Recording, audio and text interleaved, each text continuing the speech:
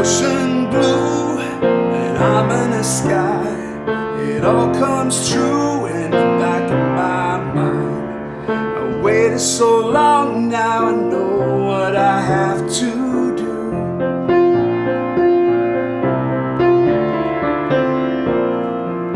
I'm lost without you, and I miss everything about you. Everything about you. Time goes by and heals a wound, leaves only truth and nothing to prove. And I get you back if it's the last thing I ever do.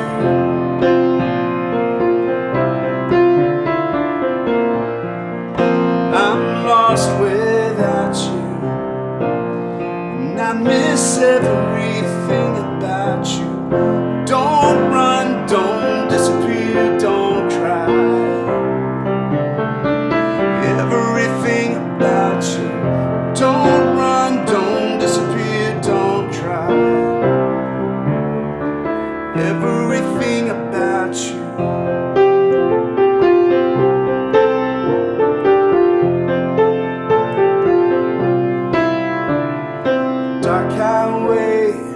Ominous night. Say a prayer was the gypsy ride. The morning light reveals all that I already knew.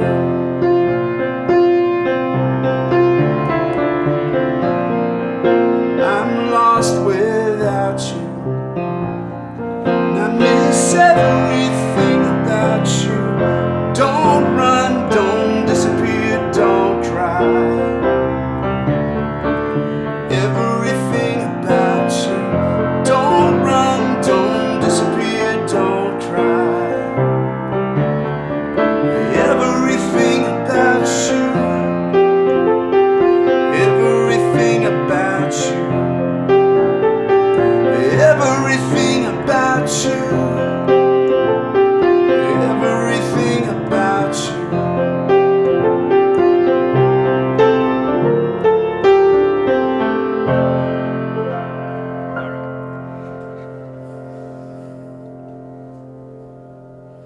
All right, East Nashville Podcast, Season 2, Episode 1 with Chip Greene. How you doing, Chip? Doing good, Chris. How about you, man? I'm doing great. Thank you for being here. It's great to be here in this same spot that we met. Yes, that's true. Yeah, over very nice coffee. Yes. Thank you. Thank you for that. You're welcome. That was really cool. We had a cupping party, which, of course, is going to sound pretty pretentious, but it was chill. It was chill. This was just you and me and Ben Harper. So. Oh, that's right. I was thinking about the time before that. No. I wasn't a part of the time before. I was in the after times. Yeah. But it was good. It was a Sunday morning. It was super chill. People who aren't from East Nashville are going to think you're talking about Ben Harper. Are we not? Yes, Ben Harper. Yeah. And the family band. They were all here. Right. All right. So first thing we want to talk about is the Magnolia Roads hoedown. Tell me about that. Okay. Well, I'm going to pull my phone up so I get the dates and everything right and tell you a little bit about what's going on. So there's a couple of shows. The first one is Friday the 28th and Friday the 28th of April. It's coming right up. And that's out at D's. Okay. The Country Cocktail Lounge. Yeah. And we've got Dirt Reynolds, David Newbold, Andrew Shepard, Henry Conlon, Mike Younger, the Hawthorns, Mike Miz, Boo Ray, Natchez Tracers, Lauren Anderson, Dylan Walsh, and Marina Rocks. I think that's everybody. That's a solid lineup. It is. Both of these are. And then the next show is Saturday the 29th. That is at the 5 Spot, a place we both spent a lot of time. Yes, true. And that's Rich Mahon, Don Gallardo, Lily Winwood, Jason Daniels, Chip Greene, myself. Oh, very good. Andrew Shepard, Eden Archer, Wesley Dean, Tommy Womack, and Kendall Lagore. Man. Also a solid lineup. Yeah, absolutely. So this is the Magnolia Roads Hoedown 8. Nights 1 and 2. The 8th annual, yeah? 8th annual, Wow. right? Our friend Emily comes in from out of town and puts this on, and she just puts together the best lineups. Cool. And Do we know where she's from? Is it Florida? No, actually, she lives in Las Vegas. Oh, okay. Yeah. All right. Out there in Vegas. Yeah. I don't know if I could live there. It's a fun town, though. Yeah. It's cool. I haven't been there in a few years. I saw the Beatles Love the last time I was there. Cool. And that was a lot of fun. And went out to Hoover Dam, but I understand the river don't look so good these days. Yeah. So sorry to take it down a dark path. That's okay. My Vegas story is really dumb, so I'm going to bring it back up. Yeah. So I was playing with a blues and R&B band. Actually, you probably know Gina Cecilia. Oh yes. Yeah. Yes. We both know her, and we've spent time at her great parties together. Where she cooks incredible food. Yeah. So I was playing with her, like I was her bass player for this gig in Las Vegas, and we were on a big tour, and this gig was not great. It was it was a weird club. Yeah, in Vegas. It was this really weird club. It was off the strip. Near some seedy motel. Okay. And the walls were lined with like velvet Elvis things. And, we maybe had 10 people there. Yeah. It just empty joint. And anyway, the light at the end of the tunnel was, as we took a set break, there was a food truck in the parking lot. And it was seriously the best burrito I've ever had in my life. To the point where after the second set, I got another one, even though I wasn't hungry anymore. I just brought it back to my hotel room. Was that because you were famished? Or was it because it was actually an objectively good burrito? Insanely good. It was like chorizo and rice. Sold. Yeah, right? That chorizo. It was incredible. Yeah. All right, so we got our product placement thing out of the way. So let's move on. Tell me about Berklee. You went to Berklee College of Music, yeah? I understand you also went to Berklee. I did, but we went separate years. Yeah.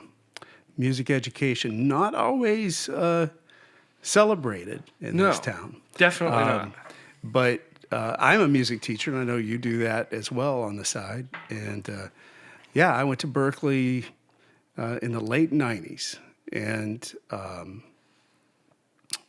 studied songwriting, did a little bit of I studied some film scoring, some entrepreneurship, and just I'd already been to regular school, right? Yep. And so I just decided to check it out.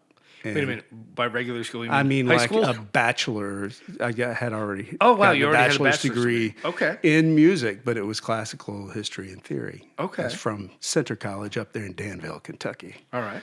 Yeah. And I went to the performance program at Berklee just to check it out because, man, I was hearing so many cool things and they had a couple of commencement speakers. I think James Taylor gave the commencement and Cool. Sting did and some other. I'm like, why are these cool people whose music I listen to talking at this college? That really is honestly the first thing that got my attention.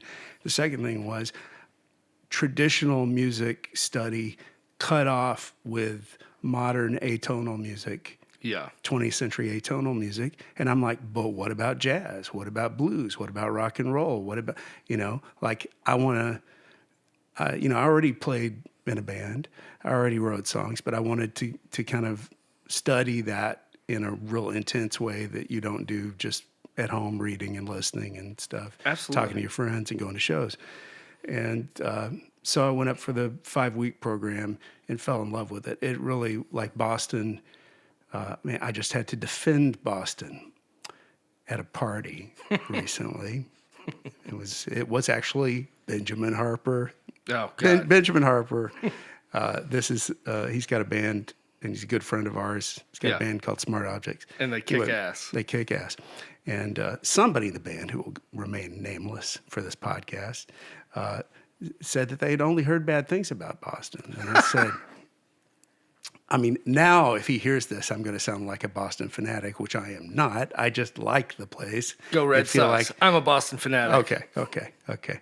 Well, I just think it's a beautiful city, and it's part of that is because of the architecture and the water and Yeah. all that stuff, and it's also a very young city. I think more students per capita than anywhere else in the world. And it has a huge turnover. Like as people graduate college and have maybe their first job, but maybe not, they just leave. Yeah. So yeah, it is very young. Yeah. Has a constant turnover. Absolutely. Right. And I kind of wish I'd stayed up there a little bit longer. I came straight back here. I'm from this area, and I came straight back here and started working on Music Row. But I had a good time. I mean, I think if you're my grades were a lot better there than they were previously. Yeah. I wasn't a bad student at Center College. I got the junior and senior music prize. That doesn't mean much, but I did okay there.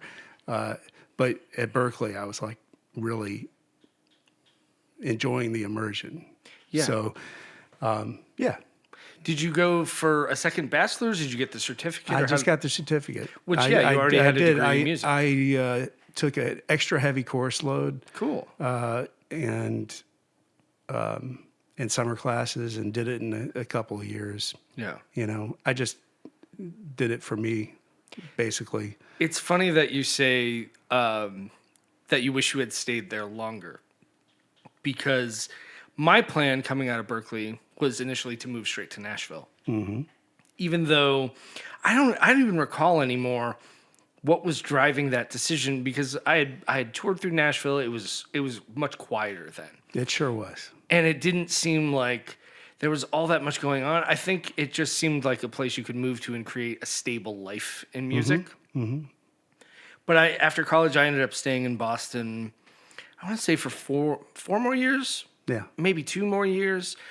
But like I gigged real hard while I was still in college, like 4 nights a week. Wow. I had 60 students in a waiting list. Good gracious. It was crazy. I didn't do that at all. My experience was totally different. It was all academic, and I was a desk manager at the Boston Youth Hostel at that time was right on Hemingway and Haviland. Oh, I know what you're talking about. Of course you do. Yeah. Wow. So I lived and worked in the hostel. Yeah. I lived in the basement and worked at the desk there and had a blast. Met people from all over the planet. Yeah. But not playing a lot of shows. I was mainly studying, working. Yeah. I should be clear. When I say playing 4 gigs a week, they were like cover gigs. I would sneak in my own. Yeah. Boston doesn't have that much, and I think that's what was pulling me away from Boston. It doesn't have that much of an original music scene.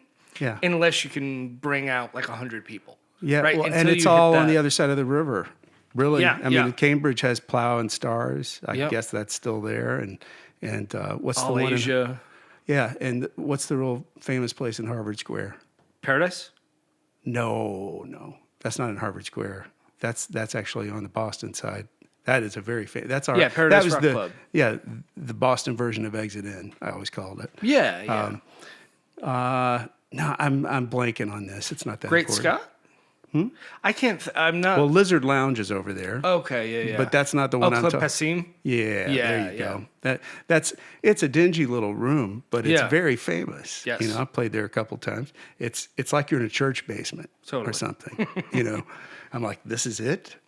Yeah, totally. Okay. It Just does some have folding that, chairs. Yeah, and when you walk in, small it's like stage. Yeah. Okay. Yeah. But it's cool. It's cool, and it's kind of central to the songwriting scene. Yeah. But it is weird, like for a city that's full of musicians between because Northeastern has a music program, Berklee, Boston Conservatory.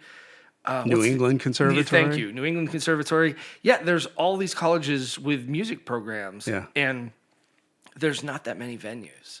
Yeah. So that's what was kind of pulling me away from Boston was that I was playing Faneuil Hall venues. Oh, yeah. So like basement bars, Ned Devine's, joints like that, where it was like every 6 songs I could throw in an original. Sure. But it was mainly covers. Sure. So, what kind of music were you doing when you threw originals in at that time?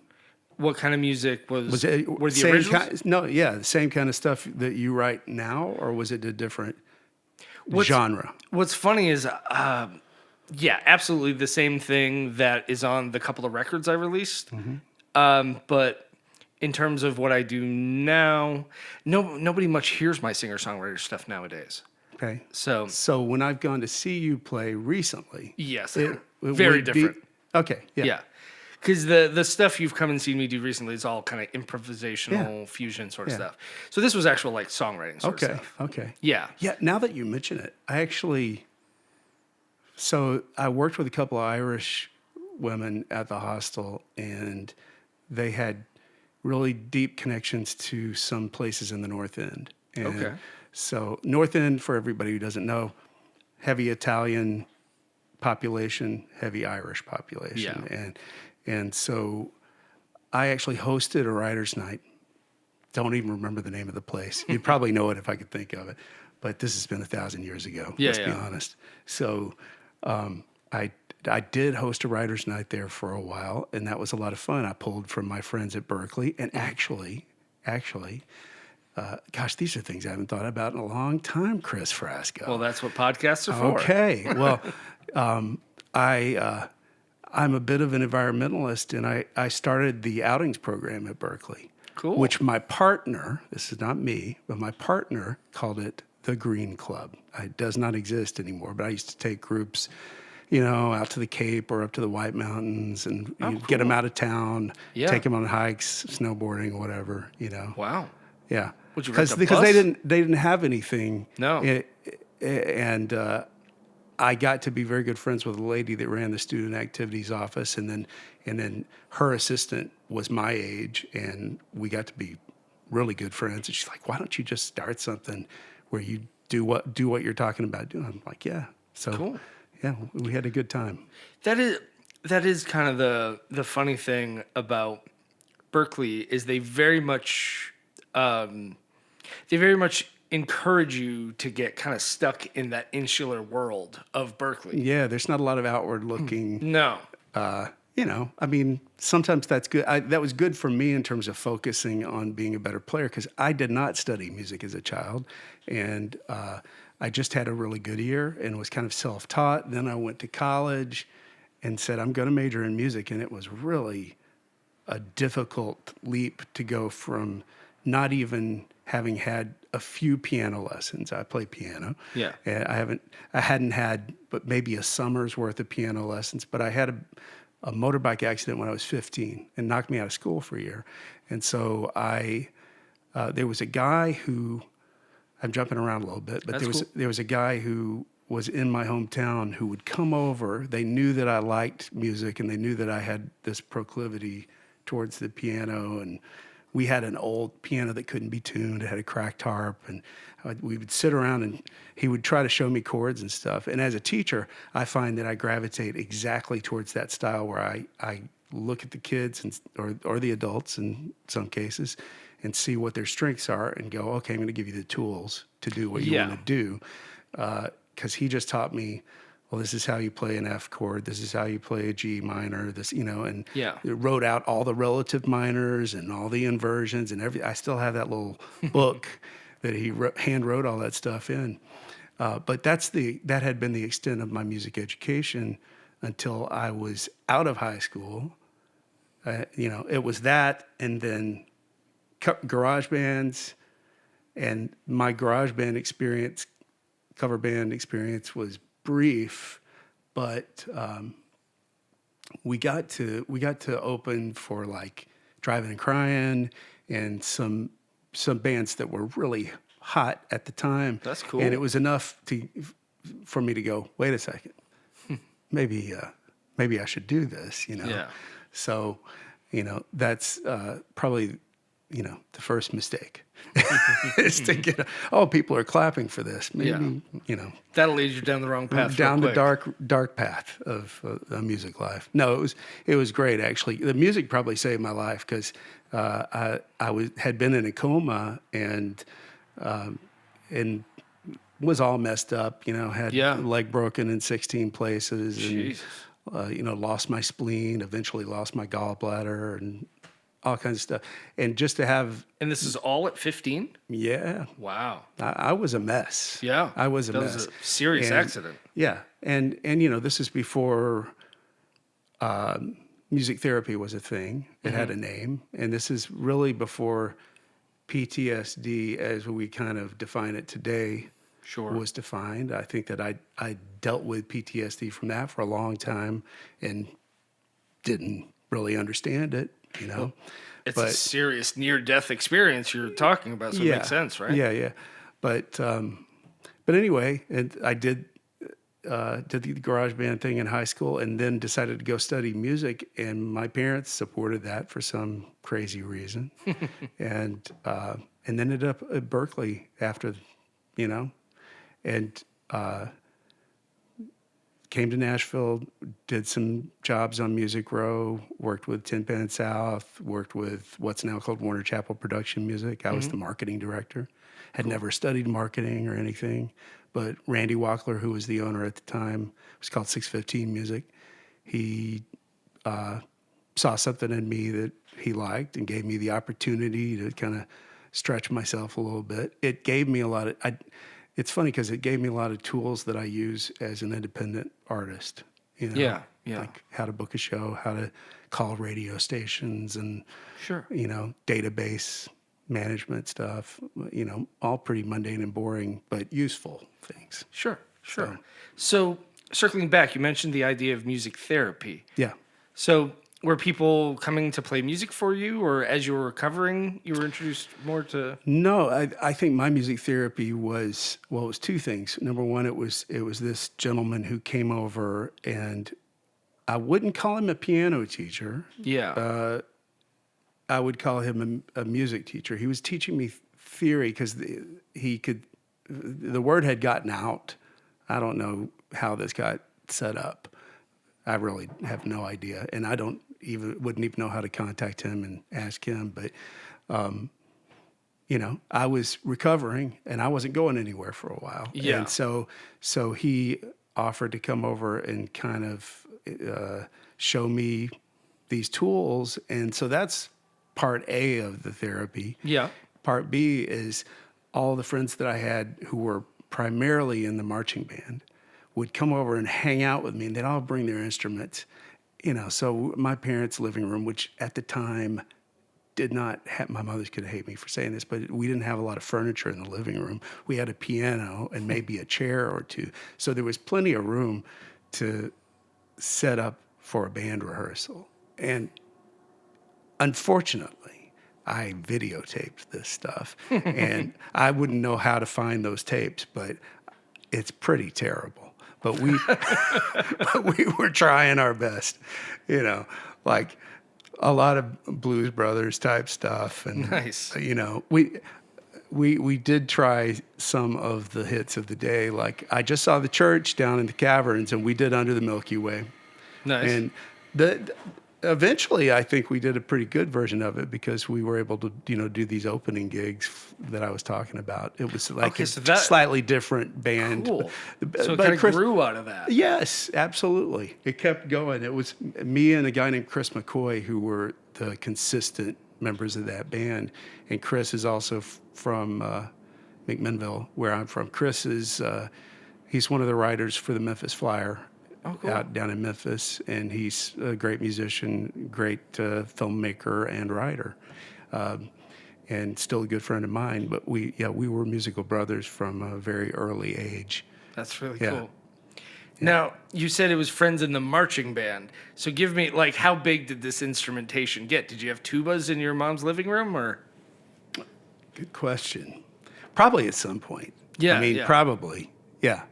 I think so. I know one of the tuba players hung out with us. The guys may hear this and think I'm full of shit, but I think a guy named Kendall was a tuba player, and I'm pretty sure he came over and he may have actually played tuba, or maybe he just sang. I don't know. I don't remember, but it was cacophonous. Yeah. My buddy Joel did a version of Jailhouse Rock. I remember that. It was just like we were trying everything. We were 15, 16 years old. Yeah. I think we've all been there. Like, oh, we got a taste of this music totally. thing. Don't know really how to do it yet, but let's try. And like I said, unfortunately, some of that was recorded. Hopefully, it never gets out. I mean, I think that's kind of the absolute truth of being a young musician is Yeah. that somewhere these recordings are hidden away, and if you heard them now, you'd be absolutely horrified. Yeah. My high school group, we're a little trio, and grew into a quartet at one point, and then the bass player quit, so it turned into a trio again. We had one of those Tascam 4-track cassette recorders. I still have mine. Oh man, and we had Radio Shack mics. Yeah. And so every time the kick drum hit, it was just like just destruction of the tape. Sure. Yeah.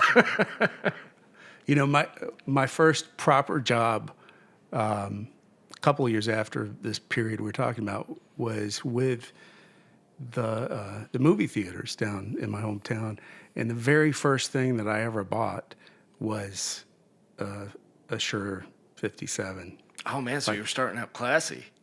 I had seen it in a couple of videos, and so I thought, well, if it's good enough for whoever I saw on MTV, I should get one. It was like, I think $120 or something like that at the time. And like, okay, well, that's several paychecks. But and the drum throne that I still use when I play gigs, I bought that at exactly the same time. Oh wow. Yeah. So how long was it between this guy teaching you kind of basic chords and when you started writing songs?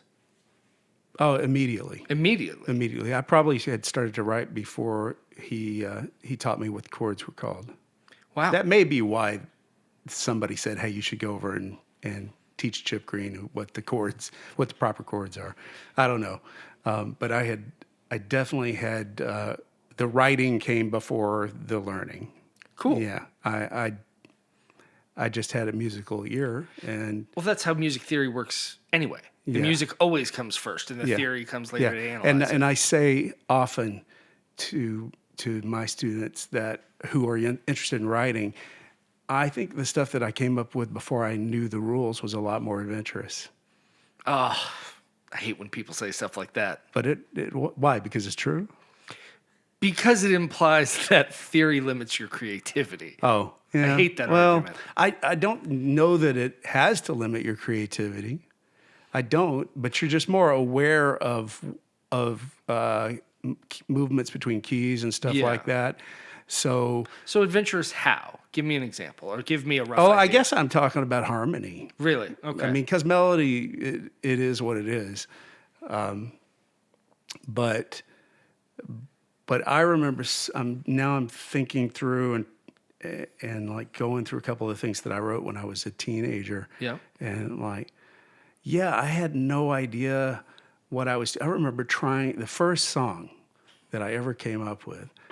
I loved, somebody had mentioned the band Traffic in a Rolling Stone interview. And I'm like, I should check this. And it wasn't easy to check things out back then because we didn't have this thing called the internet. Right? Yeah. So I found some Traffic records or tapes, and I was blown away by the Low Spark of High Heel Boys. That's the record that I got, and still love it. So I remember I was trying to figure out how to play it. Mm-hmm. That's as a young writer, I think that's how I came up with a lot of my ideas, because I couldn't properly figure out the way the song actually went. Sure. So I did my version of it, which was totally different. Yeah. But it has that kind of walk up, boom, boom, boom, and so that bass line or some version of it is in the first song that I ever wrote, which is called The Other Side. And, the chords that I was putting on top of that, they don't make a lot of sense when you think of, they sound good, I think. But I still, if I'm by myself, I'll sit and kind of play through some of that stuff. I'm like, maybe I could resurrect some of this or reconstitute it at some point. Who knows? Well, whenever you're looking at an accomplished songwriter, that's always interesting to say, what was the first song this guy wrote? What was that like? Yeah. So yeah, I think if you brought it back, people would really appreciate that, even if the harmony's kind of wild. Yeah, it's not that wild. Like it's not that wild. You know, I don't know how many music geeks you get who are watching this, but I don't think anybody watches it. maybe nobody watches it. Oh, let's hope. But it's like I think it's a walk up from E to F sharp to A, I believe. And on top, I'm playing B, E, G. I think so. That's like a E minor. or a C major. Okay. Or, you Or know, it's but like with C that major with that seven. A in the bass, Oh, I see. then yeah. it becomes a little something else, doesn't it? All right. It's like an A2 or an Yeah, yeah. A9, yeah. right? So Interesting. I'll play it for you in a second. But, Cool. You know, I like that song, and maybe I will. It'd be fun to get my current band to play that. Yeah. Some point. You know, Maybe you should do it at the Hoedown. hoedown. I don't know. Then it really would be a hoedown. Yeah. Yeah, no, probably not going to happen. But we only have one rehearsal before that, so Oh, man. you know, not that they couldn't pull it off. And what's the instrumentation this round? Instrumentation remains piano or keyboard. I basically play a kind of what I call a dirty whirly. It's Yeah. you know, Wurlitzer through some saturation, and bass, drums, guitar, baritone sax. So Cool. yeah, it's you know, sometimes when I play shows out of town, I call it the Chip Greene machine. I haven't done that too much here, but maybe I should start. Yeah, I like that. You know, maybe I should start. It's a little more fun than just your name, you know? Yeah, yeah. Well, then you know what you're getting because you know, sometimes I do solo shows, not that often, although I did do. John Latham asked me to play his D's residency about a month ago, I guess, and Gotcha. I heard it played went solo well. acoustic. Yeah, it was a lot of fun. Yeah, love that guy and appreciate the ask. The crowd was fantastic, but I don't usually play solo shows here because I have access to the band. I Yeah. play more solo shows out of town, but anyhow, yeah, it's going to be full band show for this one. Very cool. Yeah. Very cool. It's funny. I'm going to focus on this for a second. Like the idea of music therapy has, always been a big thing in my life as well. Yeah. Like when I wrote that article forever ago about Eddie Van Halen and kind of discovering a way out of childhood depression, like before I even understood what it was, Yeah. through that music. And around the same time you're talking about, when I was 16, 17 until I was 19, 20, I got diagnosed with Crohn's disease, and I was actually very sick for a number of years. And in the worst of it, when my life was actually on the line, one of my closest friends, Matt Snow, who plays drums in my trio, he brought me, because we had CDs and Walkmans back then, Right. into my hospital room where I lay like nearly dying. He brought me this Bob Marley live CD. It was from the Rastaman Vibration deluxe edition because they Yeah. started re-releasing Yeah, this yeah. stuff. And the third disc of it was this live performance. And it's funny because like whenever I heard something like Bob Marley, I had my mom's voice in my ear. My mom was always a little, you could tell she was from Puritan, Massachusetts. Like, you know, she would say things like, you know, these lyrics are stupid, and you know, this guy's just on drugs, and of course she didn't know anything about Bob Marley, but she knew the culture associated with it, and she was always, anything to do with drugs or sex was always just get that out of my child's life. Right. And so it was the first time I listened to Bob Marley with an open mind. And it was a live show, and he was, you know, he has that energy and that preach to him. Yeah. And holy hell, that brought me back. Like Yeah. that kind of gave me the courage and determination to fight through this and not, rather than be depressed that I was laying there dying at 19 years old. It it gave me that, like, press on. And, because a lot of the music is about being oppressed, and rising above that. Right. And of course, it's, Yeah. Jamaica political Sure. stuff. It's defiant. Yeah, but thank you. That's the perfect word. Yeah. Is that it was just like, get past whatever's bogging you down. Mm-hmm. And yeah, I mean, that to this day, it's an iconic CD for me that I listen to it at least once a month. And It's awesome. Yeah, it's amazing how music can be therapy, even if it's not sought out as, Sure. quote unquote, music therapy. Yeah, Right? for sure. And you said it was a live record. For me, I feel like, I don't know, I have almost a preference for live records, maybe because the first time I was really excited by music was in a live setting, Sure. and probably the very first time was not a rock and roll show. It was, I think my dad had taken me to see an orchestra that was touring through our town when I was, I'm going to guess, 10, 11, 12, something like that. I was young. And it was a Christmas show, and they played all the standard Christmas stuff, but I'd never heard anything like, whoa, that big, Yeah. in a little high school auditorium or whatever. Yeah. And, that didn't make anything go off like, oh, I got to do music. But I connected to it in that way that when you come across something that's just undeniable, it affects you in an Yeah. undeniable kind of way. And I still, you can't go to live shows every night, though I have tried, to my wife's chagrin. Oh, yeah. But I love putting on a good live record. Not just any live album. It's got to be done properly. It's got to be recorded properly, mixed properly, mastered properly, and to me, but I don't know. There's an honesty in the presentation, like some of the production that sounded so dated in the 80s. Mm-hmm. Those people, like, I don't know. I love Crowded House. They're coming to the Ryman soon. Cool. Gonna go see them.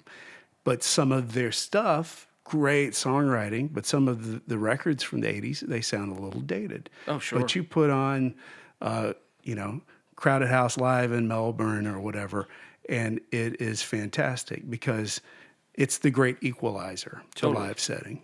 Oh, yeah. Like, if you can play good live and you get it captured properly, then, I think it's just magic. Give me a couple other examples of live records you love. Oh, And I'll listen. give you a couple of mine. Okay. I love Billy Joel's Songs in the Attic. Cool. It's really, you're shaking your head. You know this record? It was such a novel idea to record not a greatest hits live album, but an album of songs that you wrote before you were famous. And like, hey, you might not have heard these Absolutely. other songs. Throwing it back to And- songwriter origins, Yeah, right? People and love that. I just thought it was amazing.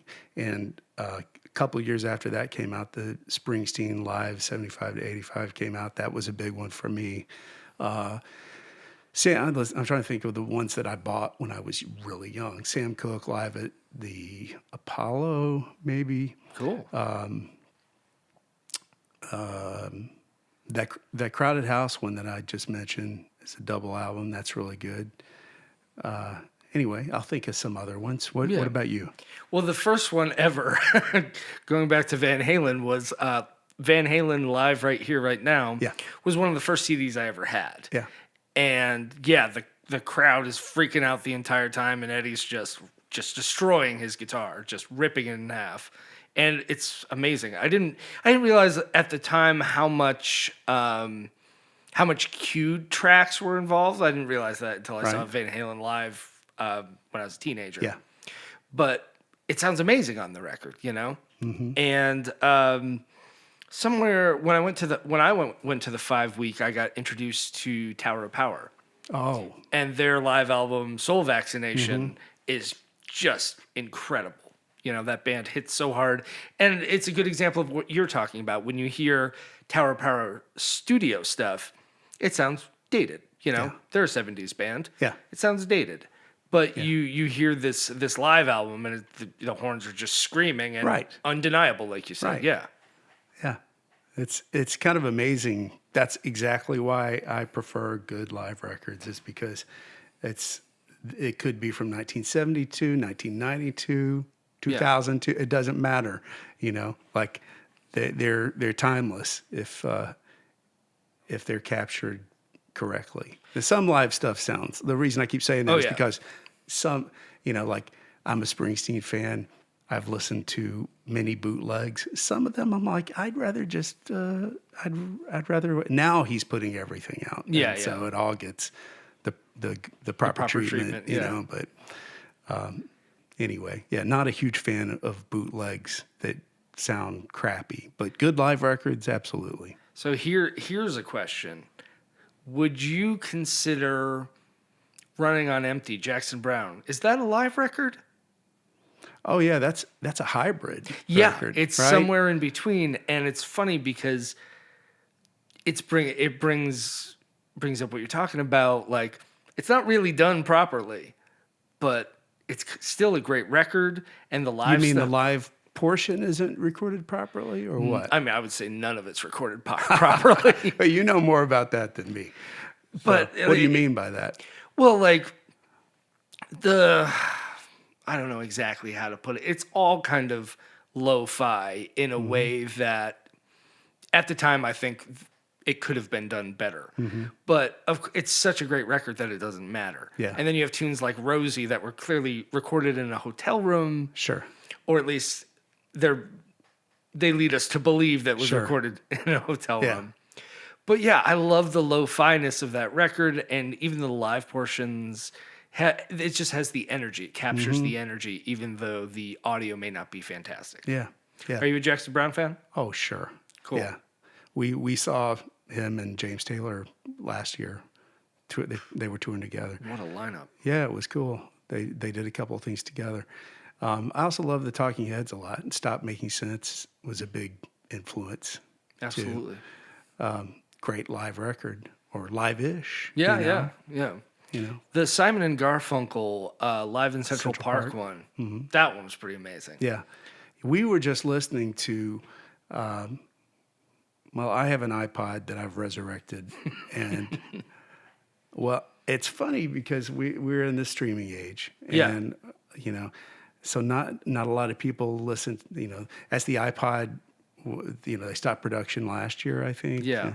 That made me think, hey, I should get it and see if it still works, because in 2017 it did not work, and I got a new battery put in it, and then it sat on a shelf. Yeah, you just kind of forgot about I it. thought that I'd lost a lot of my library, but I hadn't. It's spotty. I lost some of it, but not all of it. Anyway, Paul Simon's live record from the 2011 tour or something. Okay. So Live in New York, I believe, is the title of the record. Came on Only Living Boy in New York, which is a great song. Love that one song. of my favorites. And I had the pleasure of seeing that band and that tour at the Ryman. And, you know, I see shows all the time. That's one of the best bands I've ever seen live, because it contains so many of those legendary players, you know, and like Steve Gadd's in that band, you know. Absolutely. I'm a big fan of his. Anyway, it's David Byrne's band, always changing, but always very good. Saw him at the Ryman in like 2004 and was under the gallery and thought it was going to collapse because everybody was dancing. Man, I've had that worry there a few times where it's like, whether even when you're up on the balcony, it's like, is this going to collapse under our feet? Yeah, well, one day. Yeah. Let's hope not. Let's hope those structural engineers are doing their proper inspections. So what was the youngest age you went to the Ryman at? Because being from here, Being from this area, I'm from about an hour and a half away, but this was the big city. This is Yeah. where we went to shop and go to the doctor and stuff. But the Ryman was closed most of my early early life, and then the Ryman the Ryman reopened in 1994. And so I saw maybe one of the first shows after they reopened. It was Martha White Bluegrass Hour. cool. And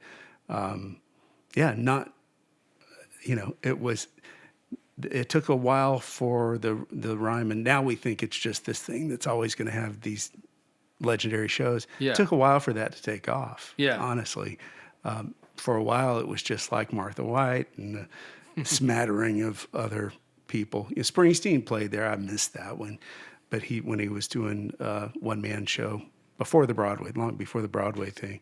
But yeah, and So what age approximately is that? what for you? age is that? Now you're going to Do the math. I don't like doing math, Chris. If it was 94, I would have been 23, I guess. Okay. 22 or 23. So you were never there as like a young teenager? No, because it closed Yeah. in 73, I think. Really, it was closed for that long. Oh yeah, yeah. Like the Opry stopped using the Ryman, and Yeah. then they kind of closed it up, and it was only open for like Johnny Cash filmed his show there, and people did special events there, but it was, for all intents and purposes, closed and almost got destroyed. I've heard that, yeah. So I did not grow up going to the Ryman. If we came to Nashville to see a show, it was at TPAC or at Municipal. Cool. That's the 70s, 80s, and into the mid 90s. Those were the places, other than the clubs, other than Exit. Exit's the first place I ever saw a club show. And I Okay. was underage. My uncle talked the doorman into letting me into the show, and the rest is history. I miss a little bit of that, like Yeah, the kids, he's not drinking. Just he's let not him drinking. in. He plays music. Well, I didn't really play Okay. music at that. Yeah, maybe I did. Maybe Yeah. I did. Now that I think about it, it was me and this guy, Chris McCoy, who I mentioned, Yeah. who I was in bands with. So yeah, we probably had started to play music. He probably did say that. Yeah, I completely understand the idea of keeping kids safe from alcohol and drugs and musicians, but yeah, like that was a thing when we were kids. Is that Yeah. like if somebody presented a good argument to the Yeah. guy at the door, you could get in Yeah, and bring listen. him in. It's fine. Yeah. But now there's a lot of legality involved. Yeah. So And when I was a teenager, that often extended to, get him on stage, let him play a little bit. sure.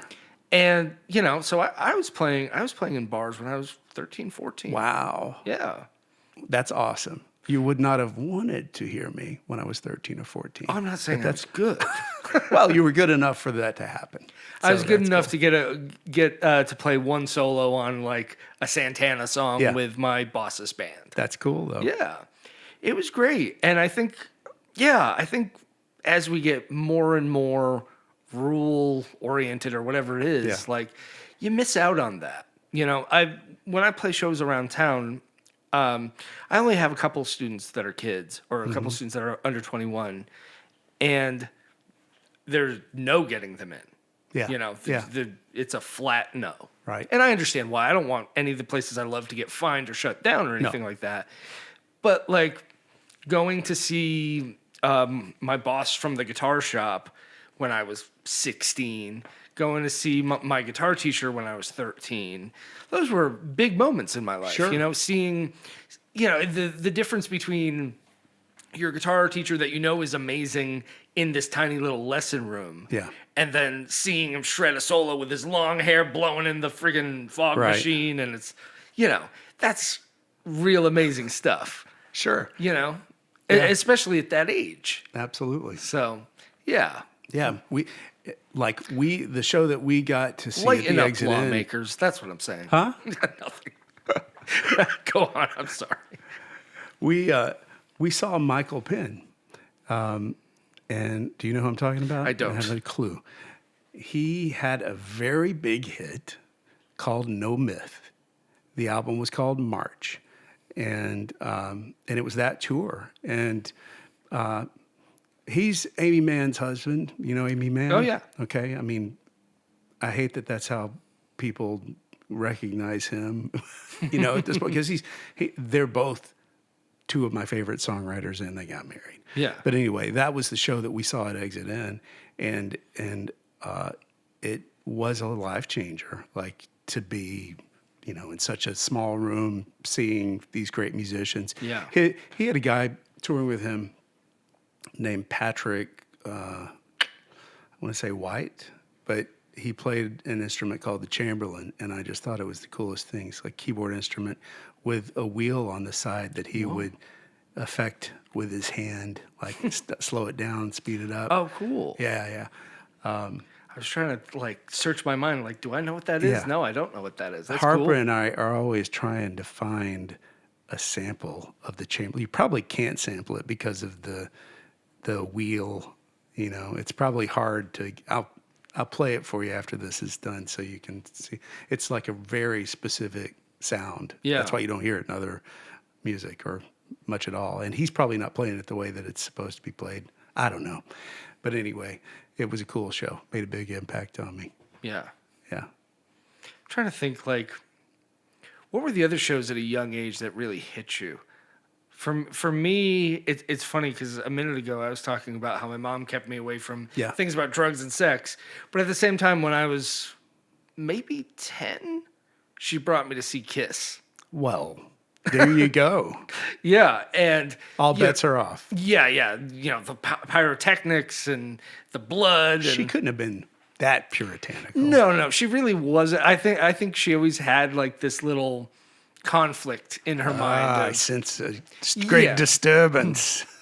Yeah, she wanted to shelter us. Yeah. But, when she was growing up, Bad Company and Kiss, that was the music she really liked.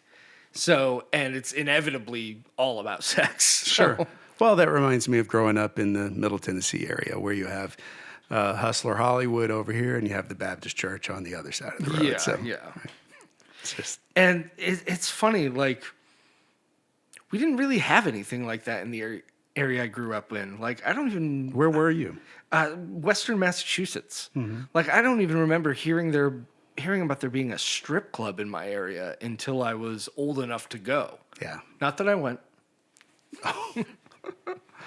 Well, we went. We definitely went. We went to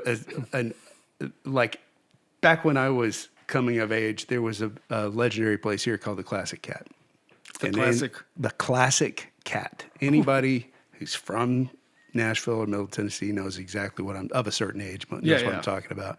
It was right behind Hume Fogg High School, right behind Hume Fogg, so close to all the churches right there on that corner.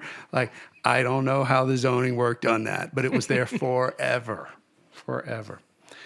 But that's where I cut my strip club teeth as a very young person. Yeah. I've only been to a few strip clubs. The very first one was in Munich. Oh boy! Yeah. Wow, you started at the top. Started at the top. It was. I said my first beer was in Germany, so I started at the top. Seriously. Also. Yeah. It was all Eastern European women who looked like supermodels. Yeah. I've never. Yeah. And then my second strip club was in Montreal, where you're basically like, geez, put them back on. This is terrible. Yeah. I think here we are having strip club conversation.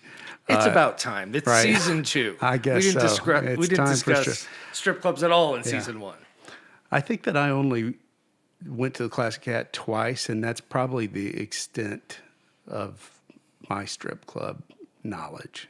Maybe a bachelor party in another city. I don't remember, but I think maybe 2 or 3 times, and that's it. Yeah. But I thought after you've gone to the Cat, it's all downhill. It's always uncomfortable. Like when Super I finally uncomfortable. did go, I got dragged. Oh no, not even dragged. Like my friends asked me to play a gig with them at this like nice restaurant, and we play this gig, and it's super classy. We're having a great time, and we finish up, and they said, "Oh, we're gonna go into the back," and I was like, "All right, whatever."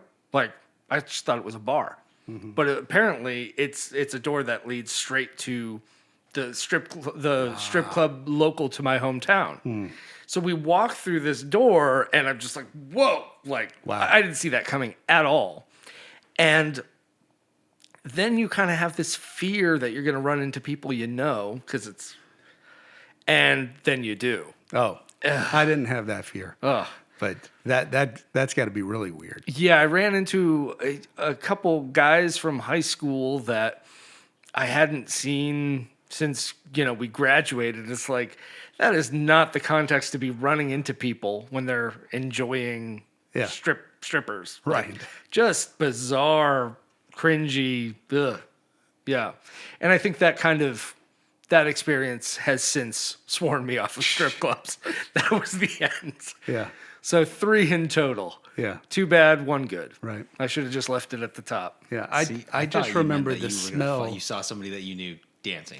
I was afraid I would. I was afraid I'd run into somebody I knew dancing.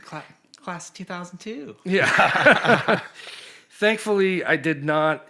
The strippers in that one were like, I think they were all in their 40s. It was bizarre. Oh, nice. Yeah.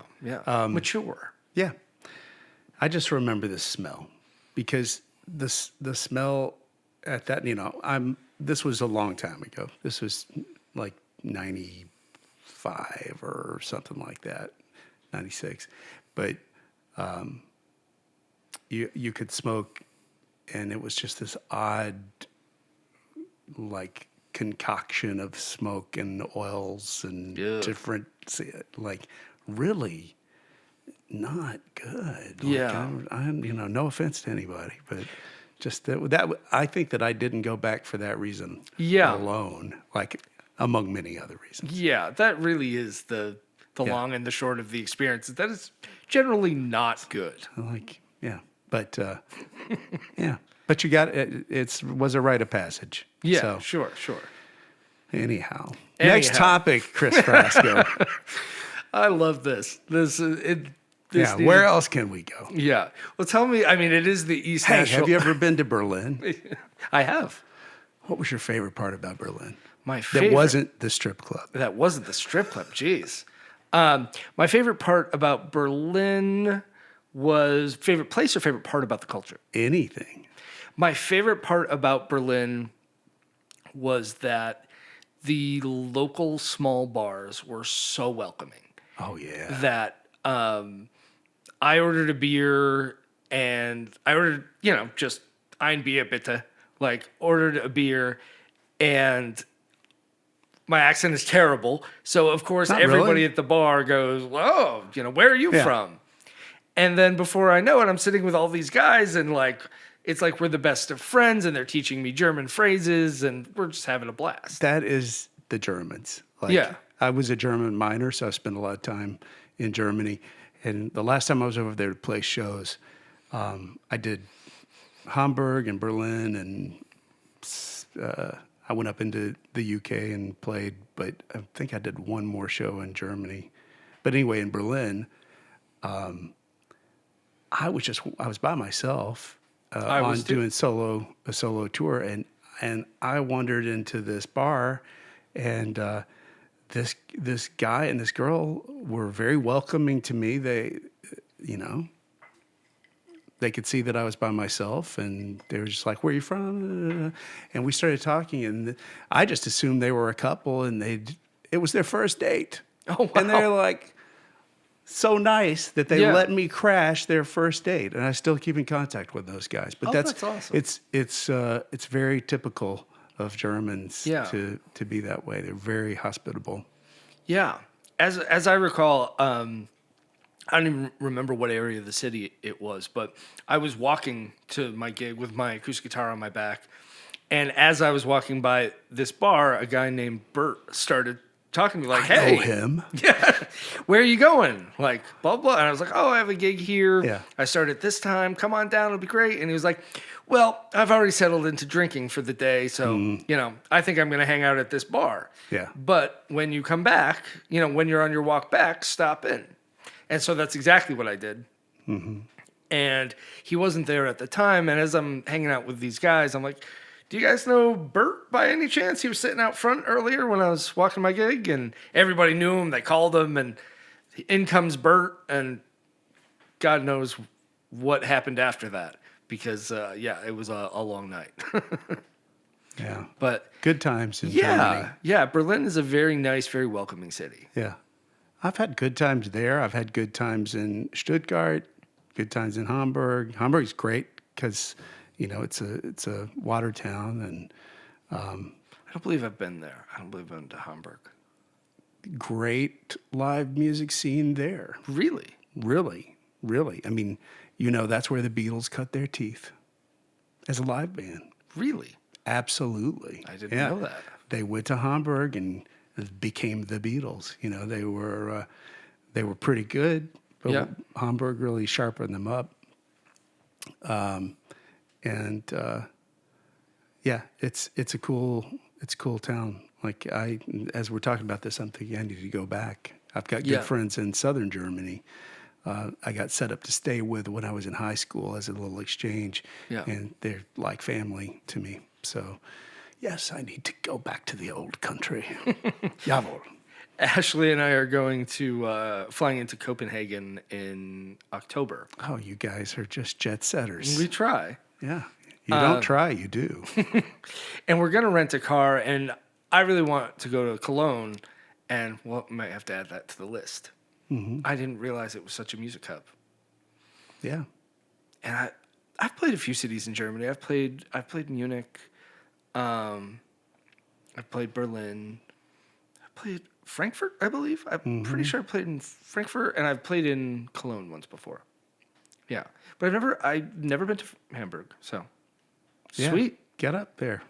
Are you going to play any music when you're there? Or is it just... I don't think so. We're only there for 10. I mean, it might be a good way to just make some buddies, and we're only going to be on this trip for 10 or 11 days. Yeah.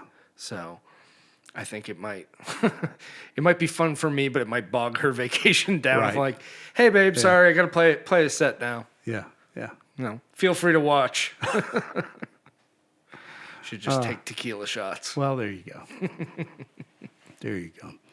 So you guys just got back from somewhere else, right? Or not that long ago. We went to Massachusetts for Christmas. Okay. That was an interesting trip. We drove, which was a horrible mistake. Right. We wanted to bring the dog, so we drove, and it was terrible weather from the moment we left Nashville to the time we got to my parents' doorstep. Yeah. I was driving through that too because my wife's Canadian, and we were driving. I had played in New York at the bitter end. Oh, I love the bitter end. Yeah, it's so cool, and Paul is really like bringing it back into, a good place of significance. I think, and reminding people that hey, this is where a lot of people got their start, and we're still relevant. So. I played up there with my very good friend Eric Stewart, and we had a great crowd. Yeah. And that's the thing about that place is that people, it's not quite a listening room because you don't get shushed there, right? But people will shut up and listen to you if you're half good, you know, and so, you might have half of the room might be your people, and then the rest of them are tourists who just know this is a famous place. But you'll come away with a lot of people who know who you are and maybe are fans, and it was a lot of fun. But anyway, we played up there and then drove into that storm, and we were fine until we crossed the border, and then I had a rental car, and they'd given us a 2-wheel drive pickup. Oof. Oh.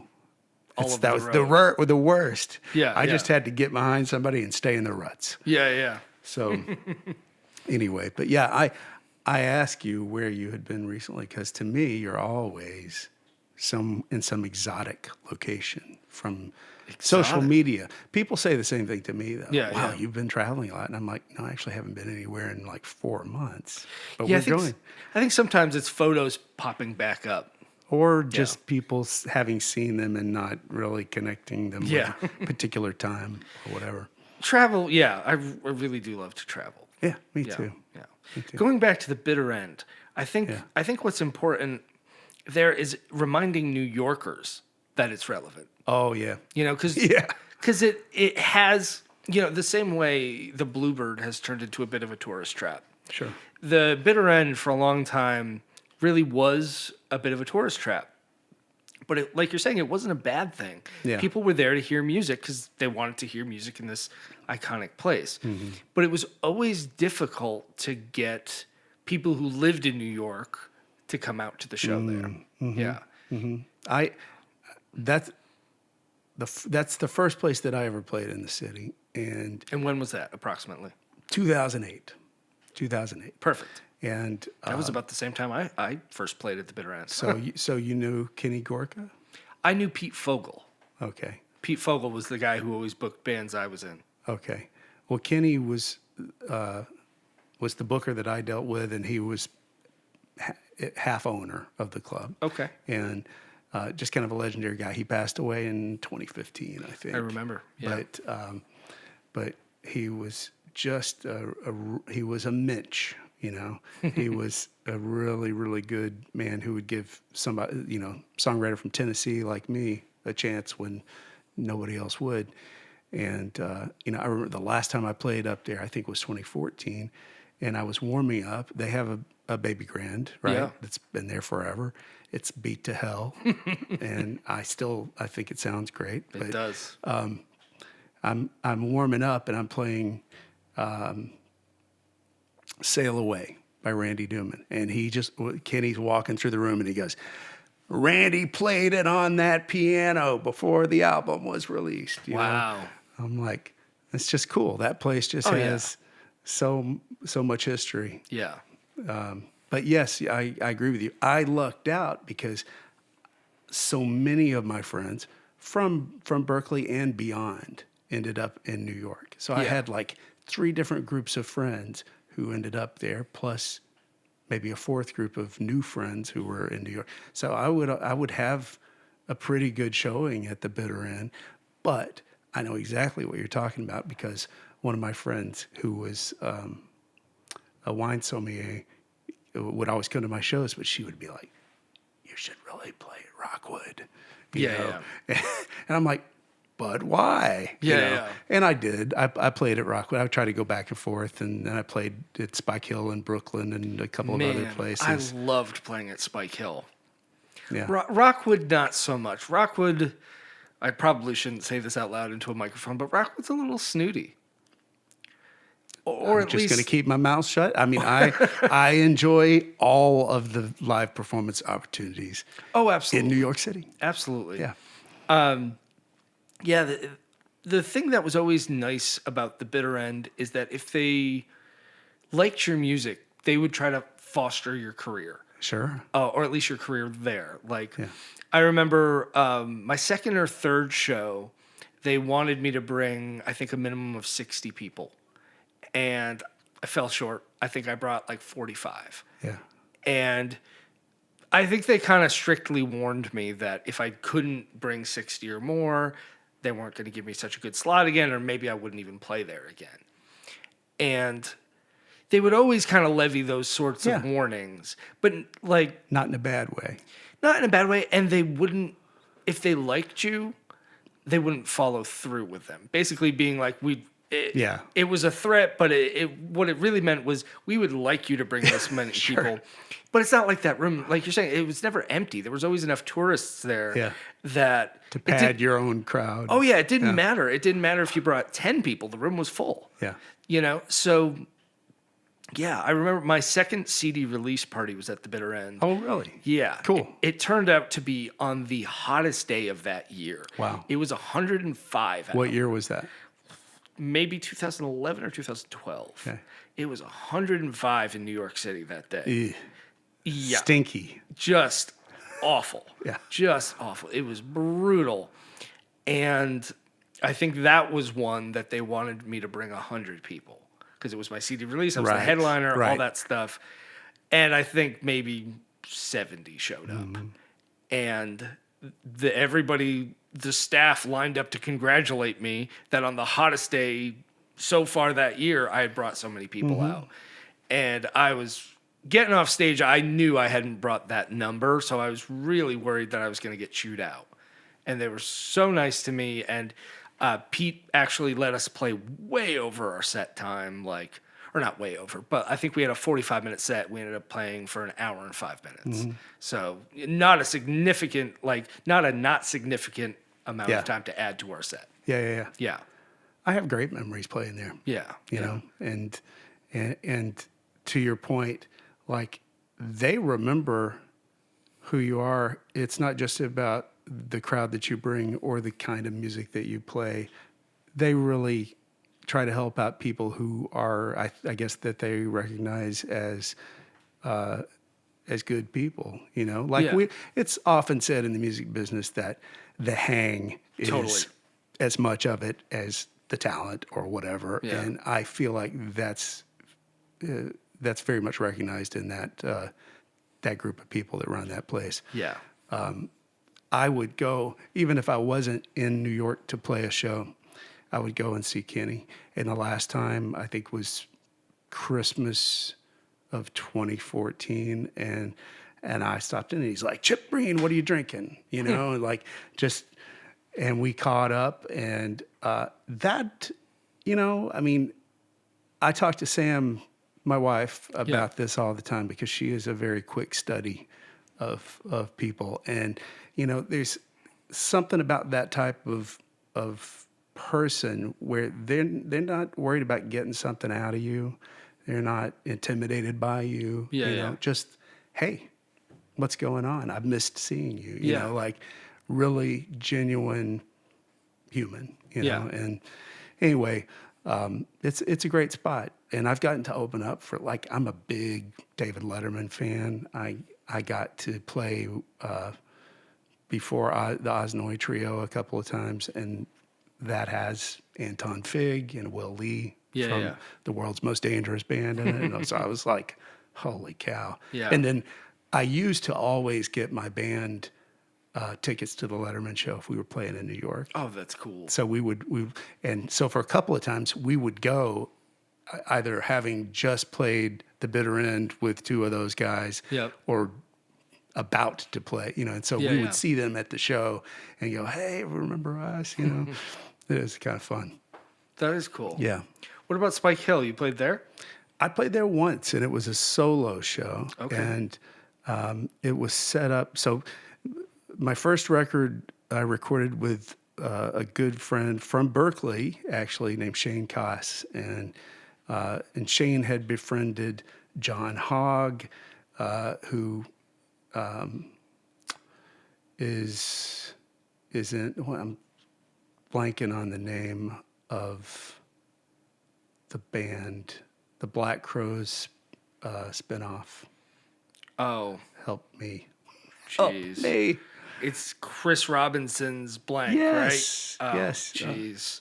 You got to edit this out. 'Cause Yeah. if John We'll just sees this, we'll make Phil put it at the bottom of the screen Okay. or something. but- I'm not going to come up with it either. I'm sorry. Okay, all right. I've seen them 3 times, but anyway, John came to New York and recorded with us, and so my first record, it's me and John Hogg and a couple of really famous drummers, Nick Buda, who had gone to Berklee when I was there, and Aaron Sterling, and anyway. It was a record of its time. It sounds a little bit dated now, but you know, but we had a fun time making it over the course of many years. Yeah. And yeah. I always had good gigs at Spike Hill. I think. Oh, I'm sorry. That's why I brought Spike. Yeah. That's why I Go brought ahead. them up because those guys had a band. Shane and John had started a band and had booked the show at Spike Hill. Gotcha. And I came and played with them up there. Sorry to interrupt. Oh no. Yeah. It's funny because my Spike Hill, the thing I was gonna say, relates to another band as well. Yeah. I played a few shows there, but it was one of the shows was the only time that I've ever felt like I really brought the house down with my voice, because I'm an okay singer, but certainly not a great singer by any means. And it was probably one of the best gigs I've ever had of my life vocally. And there was this band. I think they're still kind of kicking stuff around in some form, but at the time they were big in the New York scene. They were called Inland Traveler, and it was three friends that I had gone to Berklee with: Katie Locke, Lucas Madrazo, and Gerald Edward, or Edwards. I don't want to get his name wrong, but they were such good singers. Like, they would take the breath right out of your lungs with their harmonies. Like, it would just be a kick to the chest how good they were. And when I had big shows, they would always make the effort to come, which I always found so kind, but really intimidating to like see them in the front couple of rows, these amazing singers.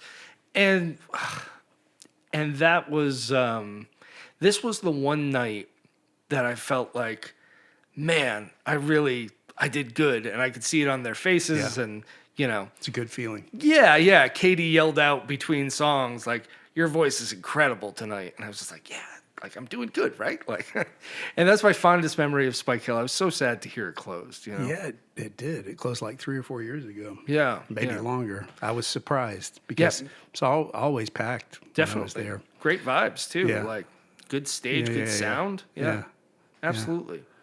You don't know the name of the band that I was trying to think of, do you? Chris Robinson Brotherhood. No, it's not that. See, I'm not going to be able to think about anything else until I. All right, go ahead. Let's Google it. I'm going to do it. Let's see. So, you should play Jeopardy right here. New Earth Mud. No. I'll know it as soon as you said it. I saw them open for Tom Petty years ago.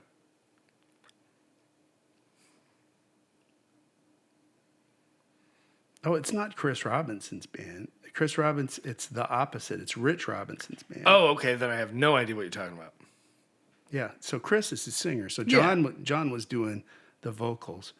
Gotcha. The Magpie Salute. Okay. I feel like an idiot. I've heard of that. I've seen them many times and have their music. So yeah, I am partial, but I think that the music actually sounds better when Johnny sings it. So Cool.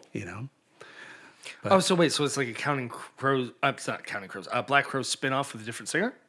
It is. I wouldn't say it's a spin-off. I would say that,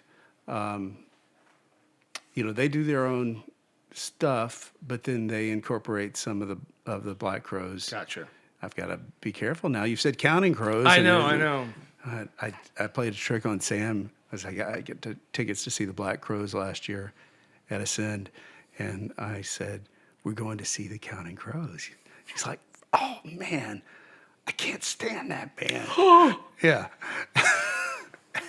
And I let her think that it was the Counting Crows, and then I said, it's actually the Black Crows, and she's like, whew, thank God. Oof. But Me and Sam have to have a talk now. well, I look forward to that. I will be eating popcorn on the sidelines. Yeah. Yeah, going up against a Quebecois woman. I'm sure that'll go well for me.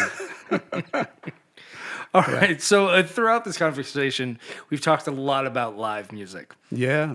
So let's close off by here's the question I want answered. What's the most powerful live show you've ever seen by any metric? Oh, God. I don't know. Come on, there has to be one that really stands out. One? That's really tough. That's really tough. Yeah. Because I'm old and I've seen a lot of shows, a lot of good shows.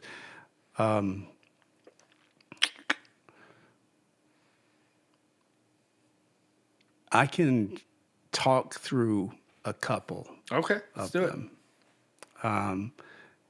and I can maybe explain each one. Love it. I've already kind of mentioned one. One was the Paul Simon show at the Ryman. Sure. The musicianship was off the charts, and I mean, if a band has good musicianship plus good harmonies, Sure. you know, you got me. You know, and he was, you know, older, but he was still hitting all the notes and was fully present, and that was really good. Springsteen on Broadway, better than I expected. I was like, these ticket prices are ridiculous. Yeah. You know, but well worth it. Like, you know, it was really, and I'd seen him by himself on the acoustic tour in '96, but this was something different because Yeah. of the stories in between the songs. And trying to think of a bigger show because those are kind of smaller shows. Let's see. U2 at the Vanderbilt Stadium. Cool. They had to that was the 360 tour. They had a Claw. The Claw was the stage. You know, I don't know if you know what I'm talking about, but they had to make it smaller for that stadium. And those guys hadn't played Nashville in a long time, maybe ever. But now that I say that,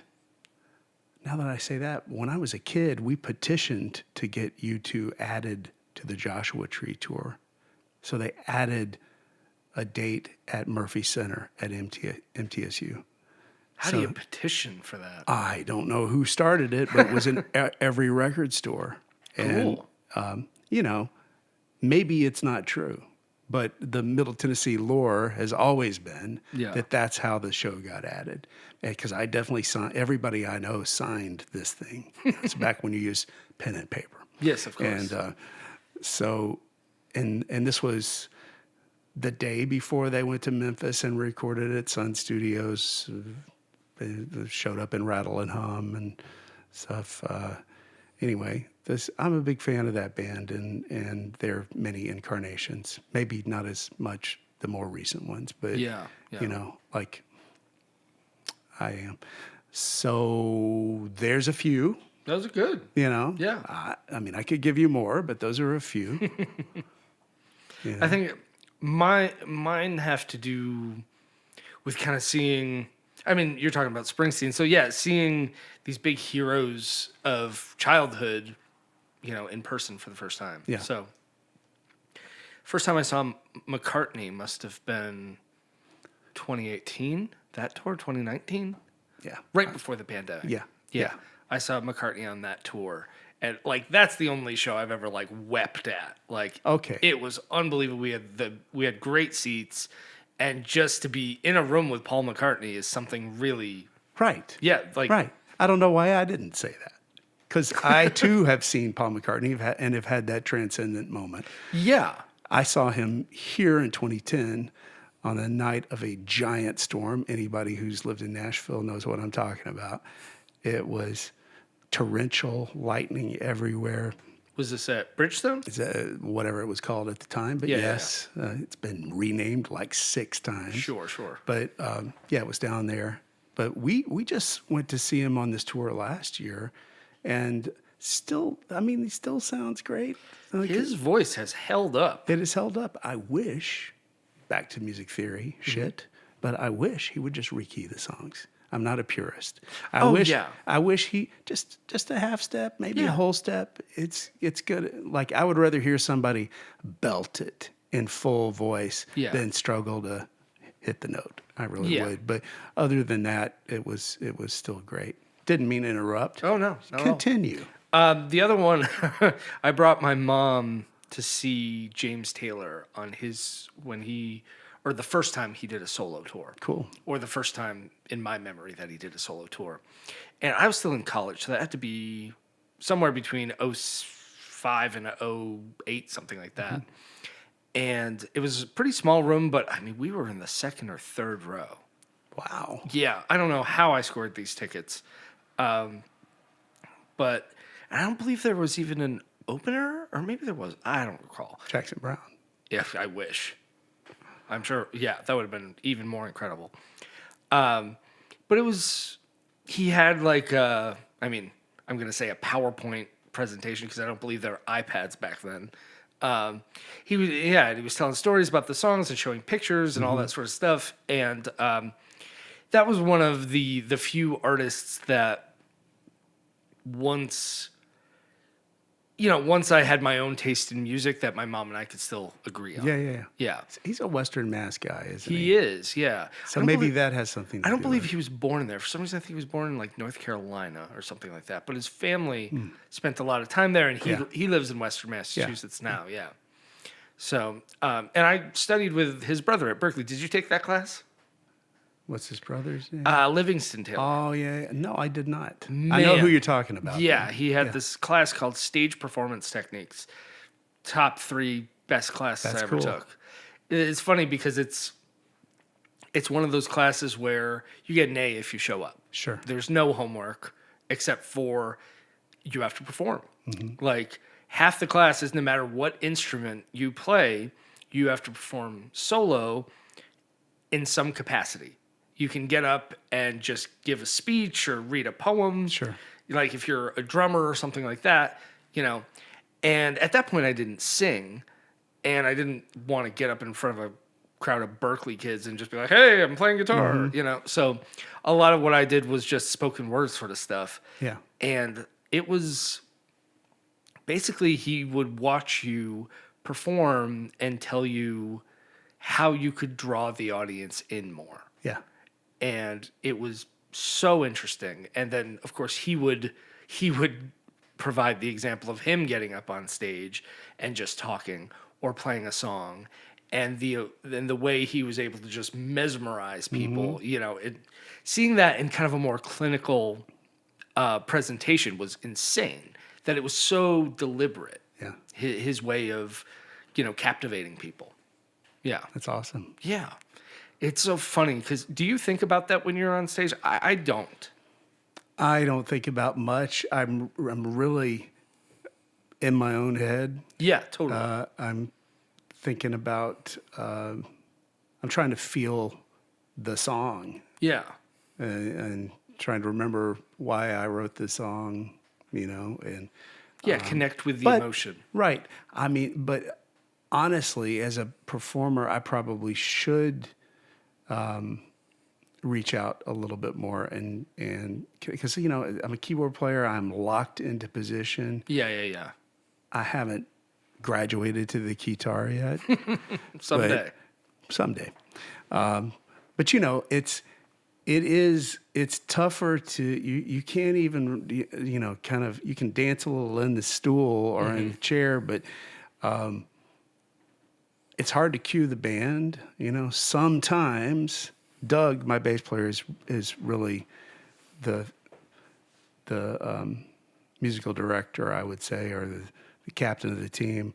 But I can't often turn around and say, "Okay, right here," Yeah. And so sometimes things go amiss because I used to play from stage left, and so I could see everybody. And I've started playing center stage. I never wanted to do that, but it has worked best with 5 people. Yeah, sure. Because otherwise, it's me over here and then a long line of.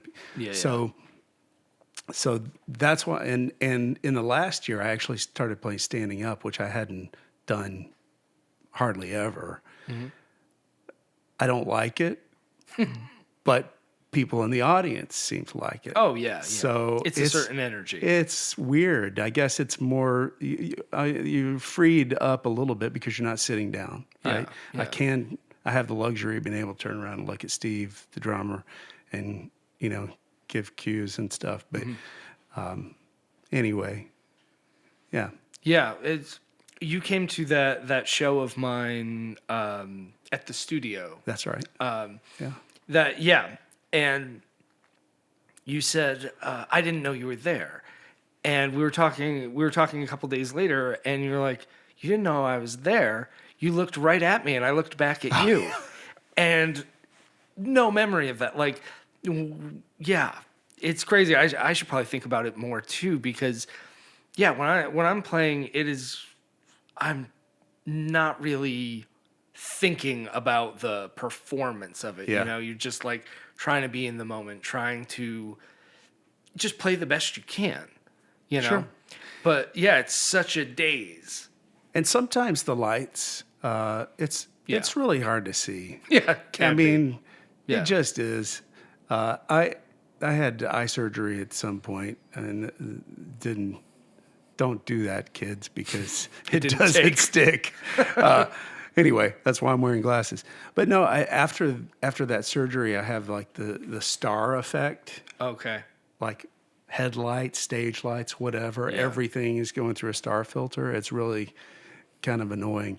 But so sometimes I find myself not able to see past, the first row or whatever. Yeah. And but you just have to look out and pretend you can see everybody. Yeah. So,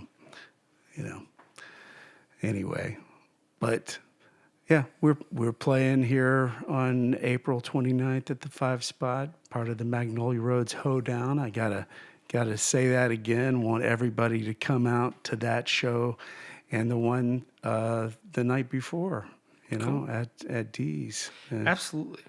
I saw you guys last year at the Hoedown, right? Yeah. Because you played last year, right? Yeah. Yeah, and it was great. It was Sorry, great. I The said whole the show night was great. before, but I don't think that's right. I think that it's the 27th. But I need to check because I'm forgetful. Yeah, so we've got.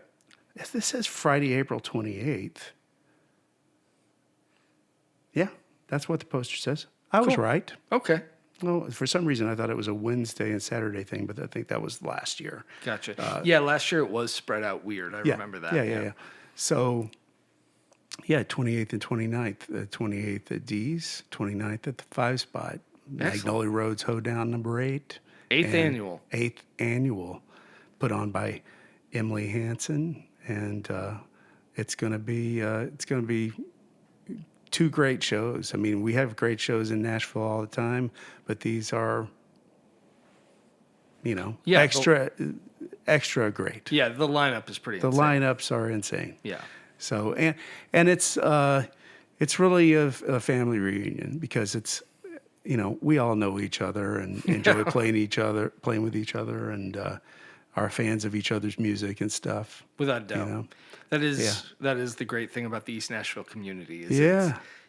Everybody's so rooting. Interconnected. Yeah, interconnected and rooting for each other to do well and Yeah. perform well and have great shows. Yeah. It's the island of misfits over here. Without a doubt. It really is. In the best way. Yeah. So Well, Chip Greene, thank you for being here. thanks for having me. Yeah, this was Chris. a really fun conversation. Yeah. Awesome. I'll see you at the Hoedown. See you there. I'll try it like this.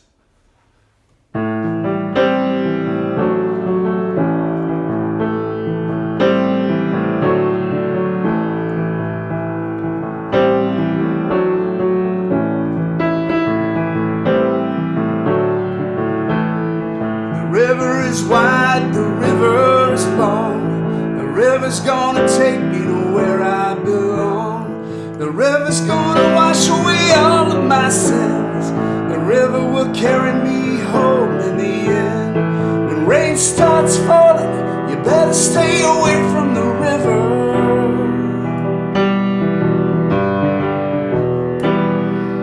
You better start looking for shelter.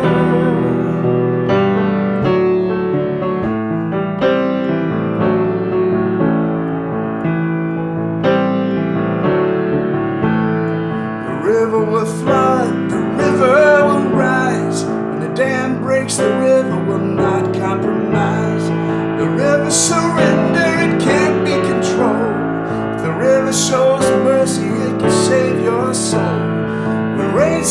starts falling, you better stay away from the river.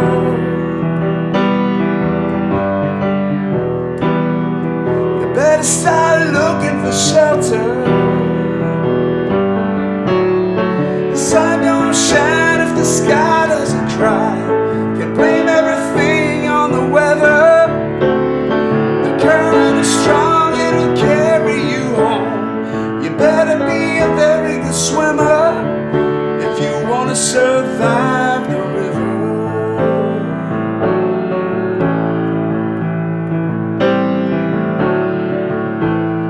The river is song, the river is life. The river is wrong and the river is right. The river starts from the creek way up the stream, but the river gets fast and the river gets mean. When rain starts falling, you better stay away from the river.